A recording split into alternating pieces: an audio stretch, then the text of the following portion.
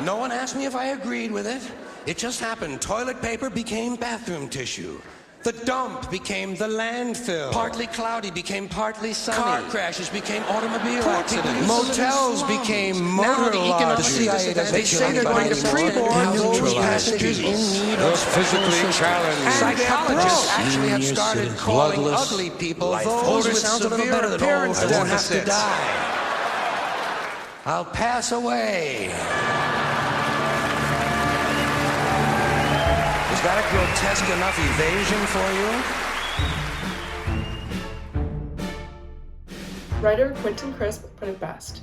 He said that euphemisms are unpleasant truths wearing diplomatic cologne. We humans have spent a great number of decades perfecting our tongue. We've created languages, curating them for formality and precision. And with that comes a language embedded in the language itself.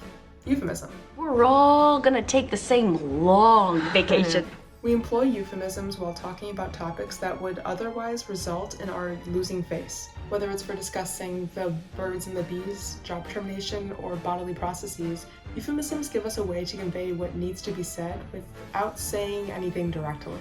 Often in a typical final project linguistic video for your Survivor-themed introductory class, euphemisms are analyzed semantically, but here we'll be viewing them with a syntactic lens. By comparing the syntax trees of English phrases without using euphemism to those explaining the same universal experiences with euphemism, we'll uncover patterns that emerge with increasingly complex ways of saying the things that cannot go without being said. The uncomfortable stuff.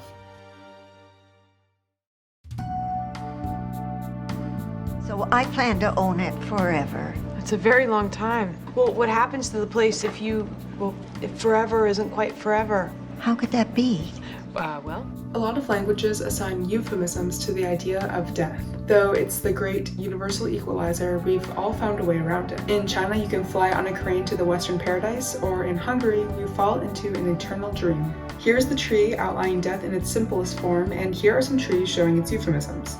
Simply put, she died, in the direct translations from China and Hungary. All of the provided sentences contain higher word counts, and as we can see, prepositions often precede determiners. We're also seeing some adjective action. They seem to act as a cushion, absorbing the harshness of the noun, which itself has already acted as a cushion absorbing the harshness of the verb.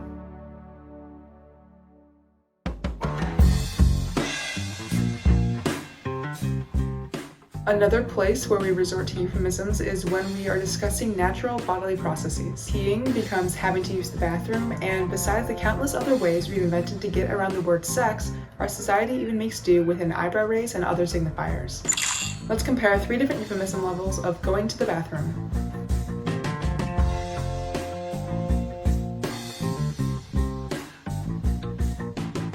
After looking at these toilet trees, we can see that adding euphemism means adding more auxiliary verbs.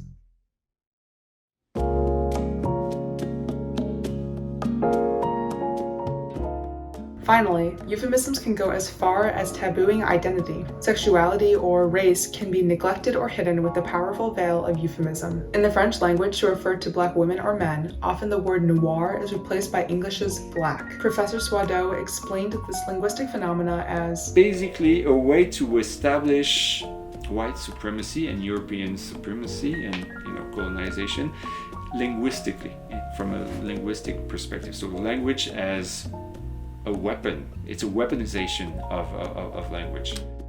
Though syntactically the French adjective noun structure is preserved, a euphemism is still put in place with an entire language switch. Using that soft language, that language that takes the life out of life. And it is a function of time. It does keep getting worse. Smug, greedy, well-fed white people have invented a language to conceal their sins. It's as simple as that.